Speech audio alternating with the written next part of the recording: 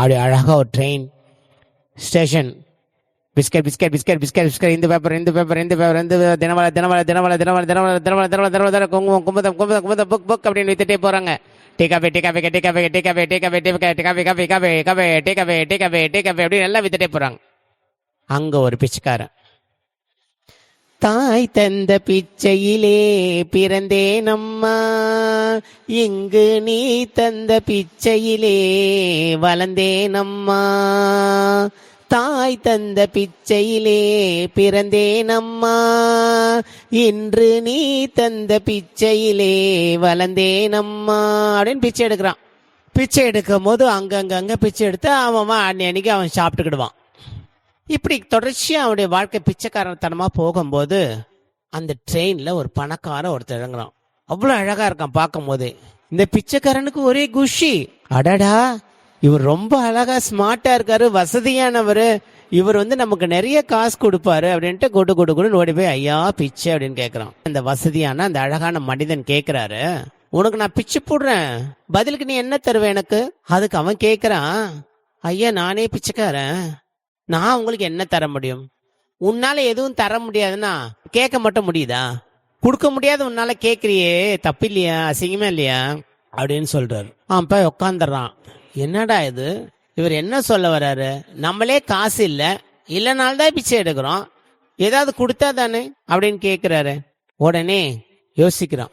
யோசிக்கும் போது அவர் பேசுற அந்த வார்த்தைகள் சுர்ரு சுர்ருன்னு கொத்துது. உடனே அவன் பார்க்கறான், அந்த ட்ரெயின்ல போனா அங்க சின்ன சின்ன பூக்கள் பூத்திருக்கு. அந்த பூலாம் பறிக்கிறான். பறிச்சுட்டு பிச்சை எடுக்கிறான்.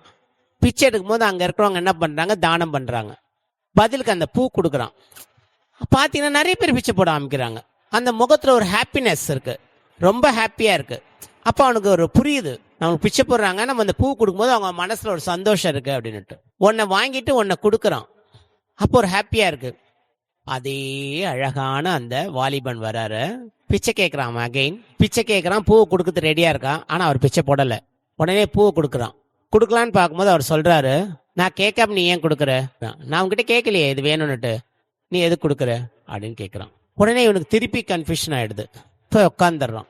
சிந்தனை செய் மனமே, செய்தால் தீவினை அகன்றிடுமே, சிவகாமி மகனை கந்தனை சிந்தனை செய் மனமே.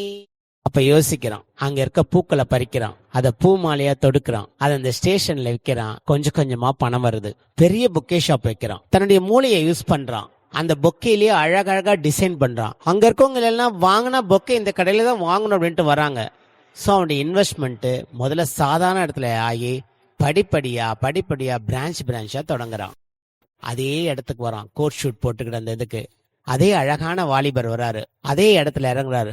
அவர் பாக்குறாரு, ஹாய் அப்படின்னு கை கொடுக்குறாரு. இவரும் கை கொடுக்குறாரு. நான் யாருன்னு தெரியுதா? அந்த அழகானவன் சொல்றான், சரியா நினைவில்லையே, நல்லா யோசிச்சு பாருங்க.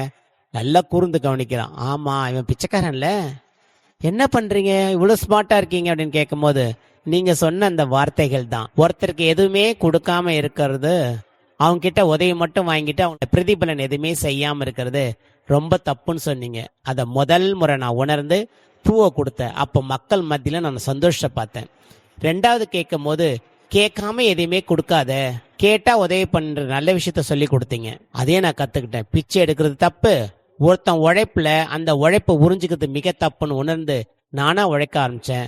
இப்ப என்கிட்ட 100 பேர் வேலை செய்யறாங்க. பொக்கே ஷாப் வச்சிருக்கேன். ரொம்ப வசதியான வாழ்க்கை வாழ்றேன். எனக்கு குரு நீங்க தான்றாங்க. ஸோ அப்படியே கட்டி பிடிச்சுக்கிறாங்க 2 பேரும். அன்று முதல் இணைப்பிரியா நண்பர்களா ஆகுறாங்க.